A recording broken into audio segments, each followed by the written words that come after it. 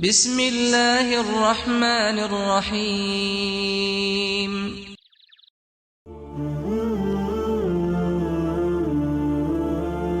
جریر بن عبداللہ بجلی رضی اللہ تعالیٰ عنہ نے کہا، ہم نبی صلی اللہ علیہ وسلم کی خدمت میں موجود تھے۔ آپ نے چاند پر ایک نظر ڈالی، پھر فرمایا کہ تم اپنے رب کو آخرت میں اسی طرح دیکھو گے جیسے اس چاند کو اب دیکھ رہے ہو۔ اس کے دیکھنے میں تم کو کوئی زحمت بھی نہیں ہوگی۔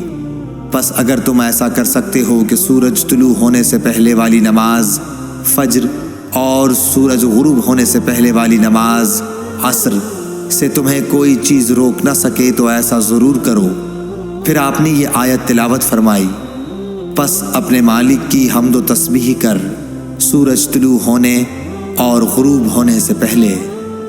اسماعیل راوی حدیث نے کہا کہ عصر اور فجر کی نمازیں تم سے چھوٹنے نہ پائیں، ان کا ہمیشہ خاص طور پر دھیان رکھو۔ صحیح بخاری حدیث نمبر 554۔